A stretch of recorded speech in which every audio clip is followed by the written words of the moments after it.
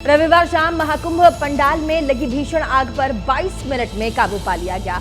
आग मेला के शास्त्री ब्रिज के पास सेक्टर 19 में लगी थी। छोटे गैस सिलेंडर में हुई लीकेज के कारण गीता प्रेस के कैंप में आग लगी थी। भयानक आग को जाबाज फायर फाइटर्स और जवानों ने समय रहते काबू पा लिया। अब इसमें सियासत भी हो रही है।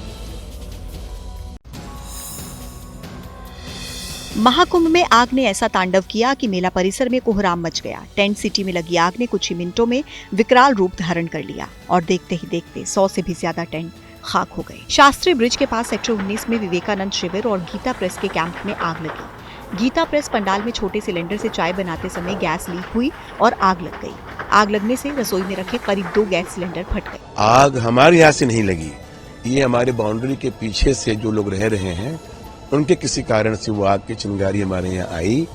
आग बुझाने के लिए फायर ब्रिगेड की कई गाड़ियां मौके पर पहुंची, लेकिन आग की लपटें इतनी भयंकर थी कि आसपास के कई शिविरों को अपनी चपेट में ले लिया। करीब 1000 स्क्वायर फीट के इलाके में आग फैल गई। 4 तरफ से गाड़ियां लगा करके और फिर आग को एक ही क्षेत्र के अंदर कवर किया गया।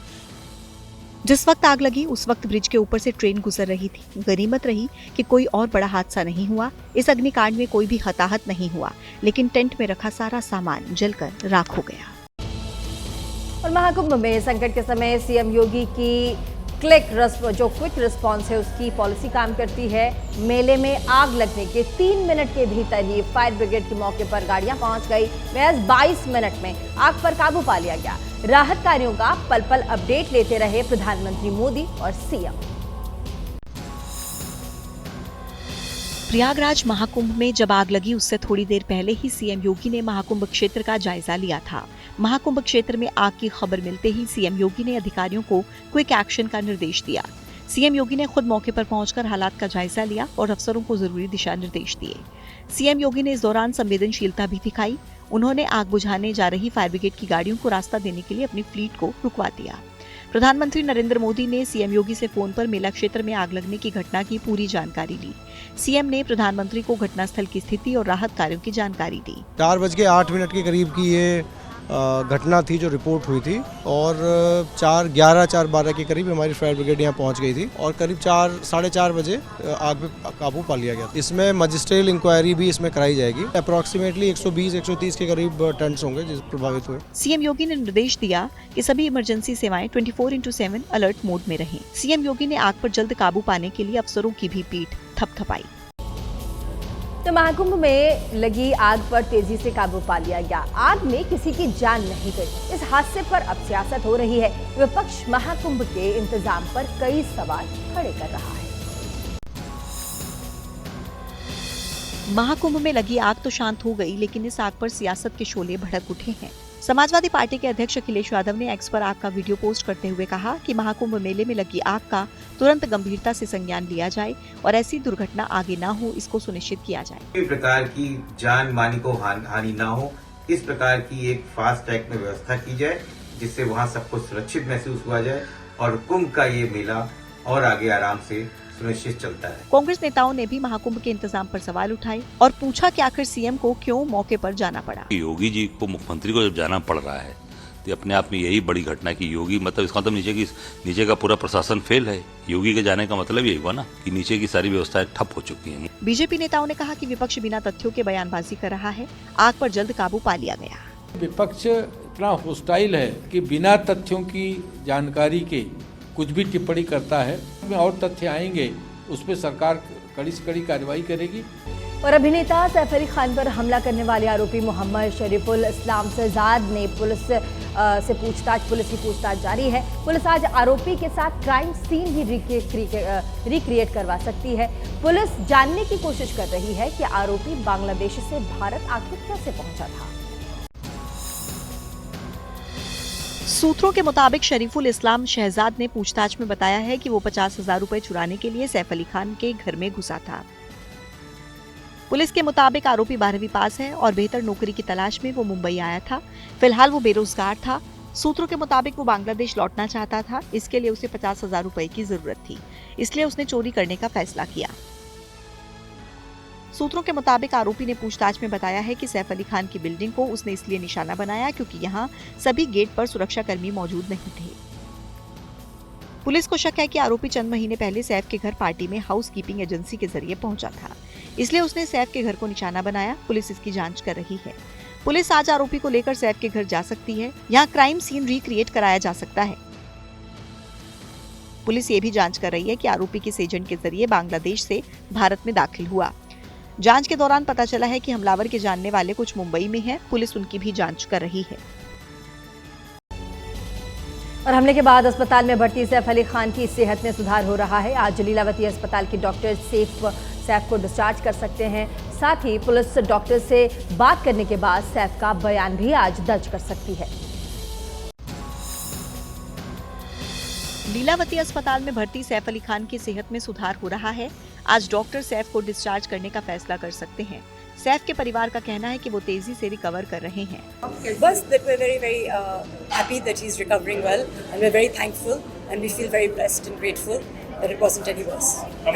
आरोपी की गिरफ्तारी के बाद सैफ का बयान अहम है। पुलिस डॉक्टर्स की राय लेने के बाद सैफ का बयान दर्ज करेगी। इसी बीच आरोपी के वकील ने सैफ के घर सुरक्षा को लेकर सवाल खड़े किए। बहुत बड़ा क्वेश्चन आया कि सैफ अली खान के घर पे सिक्योरिटी नहीं है, इतने बड़े सेलिब्रिटी के, जो कोई इजीली घुस सकता है, ऐसा वो भी डाउट है। इंटरनेशनल कॉन्स्पिरेसी कुछ भी नहीं है, वैसा वो लिंक बताया जा रहा है। पुलिस के मुताबिक आरोपी वारदात को अंजाम देने के लिए गीतांजलि एक्सप्रेस से कोलकाता और वहां से बांग्लादेश भागने की फिराक में था, लेकिन उसे ठाणे में ही गिरफ्तार कर लिया गया। जानकारी ये भी मिली है कि आरोपी वर्ली में एक कैफे में हाउसकीपिंग का काम करता था। उसके बाद उसे हीरा नंदानी एस्टेट के एक होटल में काम मिला, लेकिन 15 दिसंबर 2024 को उसकी नौकरी चली गई। और सैफ के हमलावर मोहम्मद शरीफुल शहजाद के बांग्लादेशी होने की खबरों ने महाराष्ट्र में बांग्लादेश के घुसपैठियों के मुद्दे को एक बार फिर से सुलगा दिया है। बीजेपी नेता बांग्लादेशियों के खिलाफ एक्शन की मांग कर रहे हैं, तो वहीं विपक्ष पूछ रहा है कि आखिर बॉर्डर पर देश की सुरक्षा और कैसे ये घुसपैठिए अंदर घुस रहे हैं। जहां से शरीफुल शहजाद को पुलिस ने गिरफ्तार किया, ठाणे के उसी लेबर कैंप में बीजेपी नेता किरीट सोमैया पहुंचे और कैंप में रह रहे मजदूरों की शिनाख्त परेड शुरू कर दी। यहाँ पर जो कंस्ट्रक्शन वर्कर ये सब बांग्लादेशी मेरे सामने खड़े हैं, जिसके बाद महाराष्ट्र का कोई डॉक्यूमेंटेशन नहीं है, पश्चिम बंगाल का बोगस आधार कार्ड है। महाराष्ट्र में घुसपैठ का मुद्दा विधानसभा सत्र के दौरान भी उठा था। सरकार ने महाराष्ट्र में अपराध के बढ़ते मामलों के लिए घुसपैठियों को वजह बताया था। अब डेप्यूटी सीएम फिर से जांच की बात कह रहे हैं। 8 महिन्यापूर्वी बांग्लादेश सोडून इकडं कलकत्त्याला आला। महाराष्ट्र में दिसंबर 2024 में घुसपैठियों के खिलाफ मुहिम शुरू हुई थी।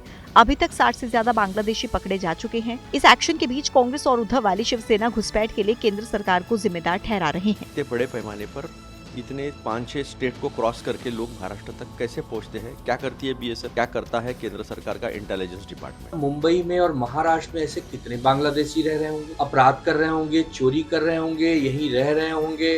और दिल्ली विधानसभा चुनाव के लिए आज नाम वापस लेने की आखिरी तारीख है। आज से आम आदमी पार्टी धुआंधार प्रचार अभियान की शुरुआत करने जा रही है, तो वहीं उत्तर प्रदेश के सीएम योगी आदित्यनाथ 23 जनवरी से दिल्ली में प्रचार की शुरुआत करेंगे। विधानसभा चुनाव के लिए कुल 1040 उम्मीदवार मैदान में हैं। चुनाव आयोग की वेबसाइट के अनुसार 1522 उम्मीदवारों ने चुनाव के लिए नामांकन दाखिल किया था। जांच के दौरान 477 नामांकन पत्र खारिज कर दिए गए। आज नामांकन वापसी का आखिरी दिन है। इसी बीच आम आदमी पार्टी ने दिल्ली में अपने 40 स्टार प्रचारकों की लिस्ट जारी कर दी है। लिस्ट में सुनीता केजरीवाल का भी नाम है। लिस्ट में पंजाब के सभी मंत्रियों को स्टार प्रचारकों में शामिल किया गया है। आज अरविंद केजरीवाल 3 जनसभाएं करेंगे। वहीं पंजाब के सीएम भगवंत मान भी आज 3 रोड शो करेंगे। बीजेपी यूपी के सीएम योगी आदित्यनाथ को दिल्ली के रण में उतारेगी। योगी आदित्यनाथ 23 जनवरी से दिल्ली के दंगल में उतरेंगे। दिल्ली में 14 जनसभाएं करेंगे। दूसरी तरफ बीजेपी की सहयोगी एनसीपी ने भी दिल्ली विधानसभा चुनाव के लिए 19 स्टार प्रचारकों की लिस्ट जारी की है। इसमें अजित पवार, प्रफुल्ल पटेल का नाम शामिल है।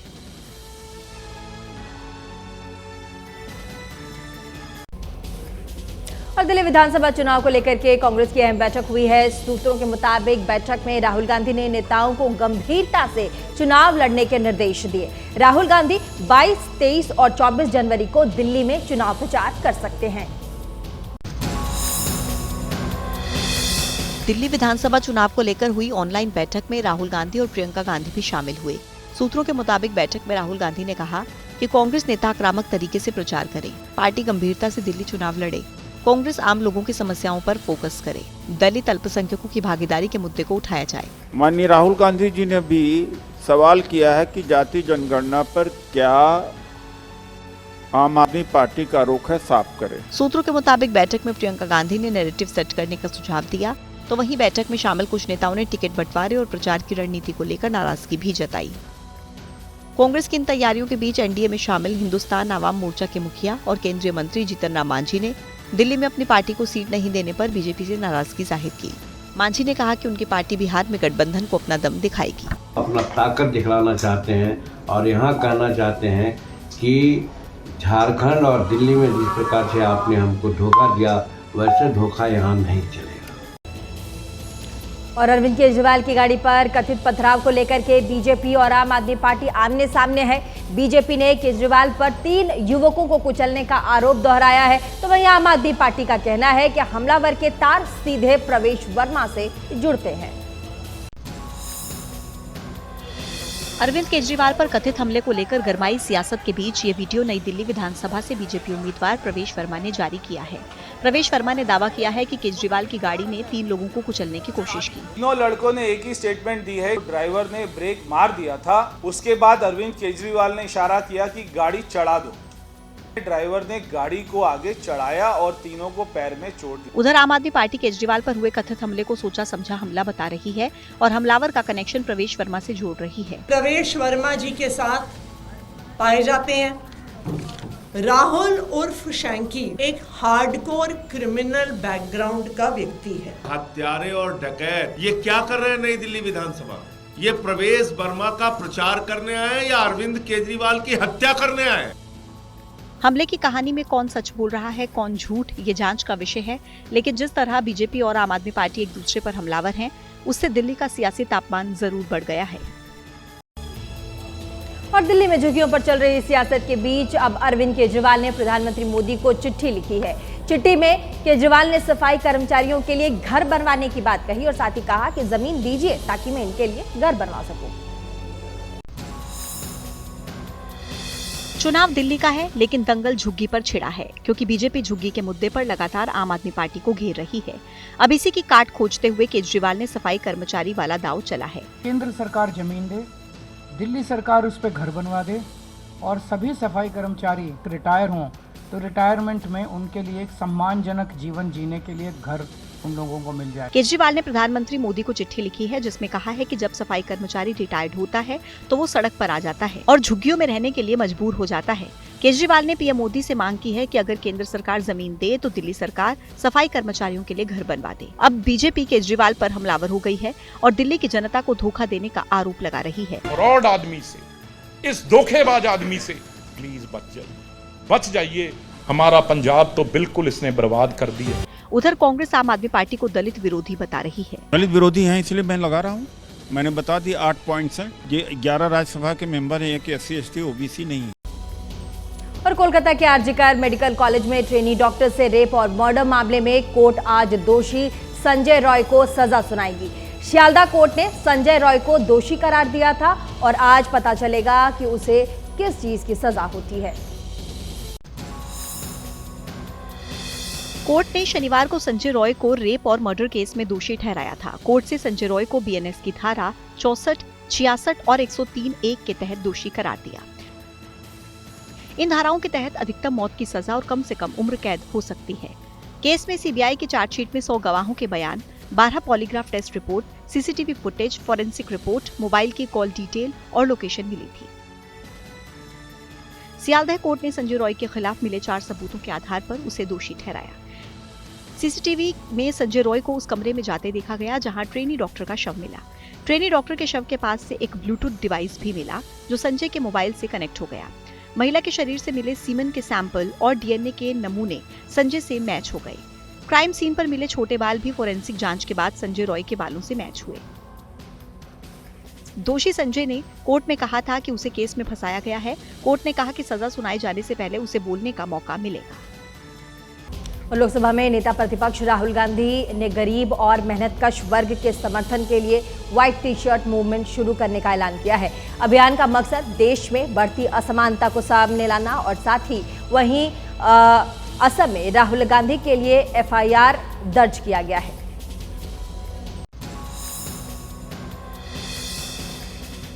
भारत जोड़ो यात्रा के दौरान अपनी सफेद टी शर्ट को लेकर चर्चा में रहे राहुल गांधी ने अब देश में व्हाइट टी शर्ट मूवमेंट शुरू किया है। सोशल मीडिया प्लेटफॉर्म एक्स पर अपनी पोस्ट में राहुल गांधी ने कहा कि मोदी सरकार ने गरीब और मेहनतकश वर्ग से अपना मुंह मोड़ लिया है। असमानता लगातार बढ़ती जा रही है और खून पसीने से देश को सींचने वाले श्रमिकों की स्थिति बद से बदतर होती जा रही है। ऐसे में हम सबकी जिम्मेदारी बनती है कि हम मिलकर उन्हें न्याय और हक दिलाने के लिए मजबूती से आवाज उठाएं। इसी सोच के साथ हम #व्हाइट टी शर्ट मूवमेंट की शुरुआत कर रहे हैं। आंदोलन के लिए एक वेबसाइट और मिस्ड कॉल नंबर भी जारी किया है। इसी बीच असम में राहुल गांधी के खिलाफ BNS की धारा 152 के तहत गैर जमानती FIR दर्ज हुई है। राहुल पर देश की संप्रभुता, एकता और अखंडता को खतरे में डालने वाला बयान देने का आरोप है। ये FIR 15 जनवरी को कांग्रेस मुख्यालय के उद्घाटन में राहुल के उस बयान के खिलाफ दर्ज हुई है जिसमें उन्होंने कहा था कि अब हम BJP, RSS और इंडियन स्टेट से लड़ रहे हैं। और ऐसे में बीमारी की जांच के लिए केंद्र सरकार की टीम जम्मू कश्मीर में राजौरी के बद्दल गांव पहुंची है। बीमारी से अब तक बद्दल गांव में 17 लोगों की जान जा चुकी है। इसी बीच जांच के बाद गांव की बावड़ी को सील कर दिया गया है। रहस्यमयी बीमारी की जानकारी लेने के लिए केंद्र सरकार की टीम राजौरी पहुंची। टीम में स्वास्थ्य और परिवार कल्याण मंत्रालय, कृषि मंत्रालय, रसायन और उर्वरक मंत्रालय और जल संसाधन मंत्रालय के विशेषज्ञ शामिल थे। टीम ने स्थानीय लोगों और प्रशासन से बात की। प्रशासन ने गांव की बावड़ी को सील कर दिया। बावड़ी की जांच में पानी दूषित मिला, इसलिए बावड़ी को सील कर लोगों को पानी भरने से रोका गया। इसी बीच रहस्यमयी बीमारी से एक और की मौत हो गई। रहस्यमयी बीमारी से अभी तक 17 लोगों की मौत हो चुकी है। गृह मंत्री जी ने भारत सरकार के विशेषज्ञों की एक समिति विभिन्न मंत्रालयों को मिला करके बनाई है। वो टीम आ गई है। शीघ्र ही कारण क्या है ये पता चल पाएगा। बधाल गांव में रहस्यमयी बीमारी से दहशत है। दिसंबर 2024 की शुरुआत से इस बीमारी से 17 लोगों की मौत हो चुकी है। कुछ हेल्थ एक्सपर्ट्स ने मृतकों के नमूनों में न्यूरोटॉक्सिन पाए जाने की बात कही है। सरकार बीमारी को कंट्रोल करने के लिए पुणे के भारतीय आयुर्विज्ञान अनुसंधान परिषद, दिल्ली के राष्ट्रीय रोग नियंत्रण केंद्र, ग्वालियर के रक्षा अनुसंधान और विकास संगठन और PGI चंडीगढ़ की भी मदद ले रही है। 60 सेकंड न्यूज में अब बारी मध्य प्रदेश की खबरों की। मध्य प्रदेश के इंदौर में पुलिस की सावधानी से एक बड़ा हादसा टल गया। यहां लिक्विड अमोनिया से भरे हुए टैंकर में लीकेज के बाद ड्राइवर टैंकर को खुले सड़क पर खड़ा करके फरार हो गया। पुलिस ने पहले सड़क पर ट्रैफिक रोका और फिर लीकेज को रोका। सुनसान दिख रही सड़क पर एक ही टैंकर खड़ा है। टैंकर पर पानी का छिड़काव किया जा रहा है। पुलिस की सतर्कता से इंदौर में मुंबई आगरा हाईवे पर बड़ा हादसा होते होते बचा। केमिकल से भरे टैंकर में रिसाव होने के बाद ड्राइवर उसे बीच सड़क पर खड़ा कर फरार हो गया। पुलिस को जब इसकी जानकारी मिली तो आनन फानन में ट्रैफिक को डाइवर्ट कराया गया। बैरिकेड्स लगाकर लोगों को दूसरे रास्ते की तरफ भेजा गया। पूरे इलाके को आइसोलेट किया गया। पुलिस ने मोबाइल से पूरे एरिया को सूचना दी कि कोई यहाँ न आए।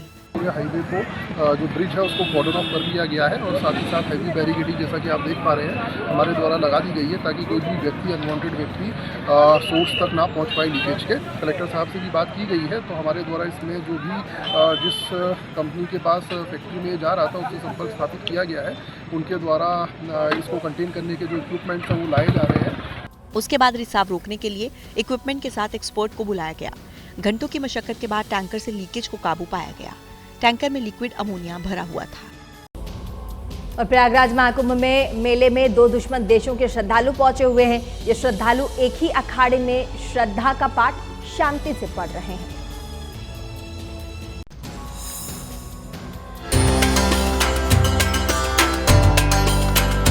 वसुधैव कुटुंबकम यानी पूरी दुनिया एक परिवार है। नाउमीदी के बीच महाकुंभ दुनिया को यही संदेश दे रहा है। 2 दुश्मनों का महाकुंभ में मिलन हो रहा है।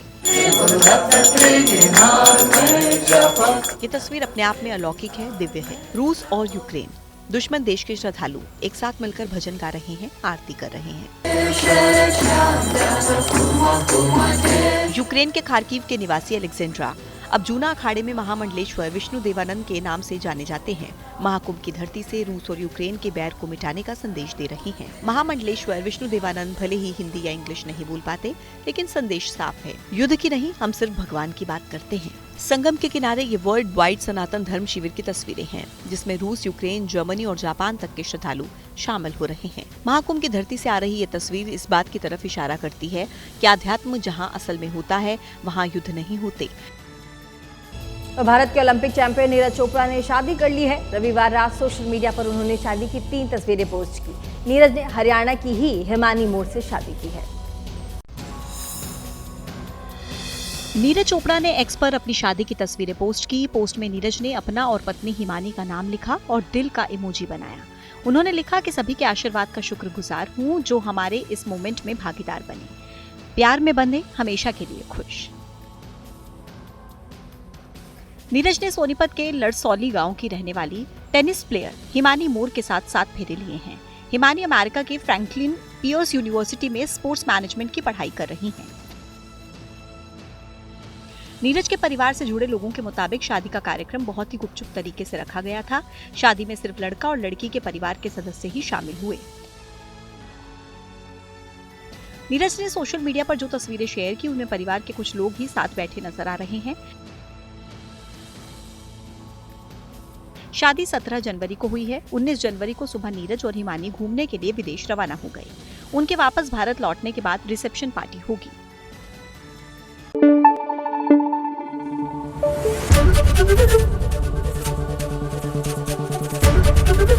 एबीपी न्यूज आपको रखे आगे।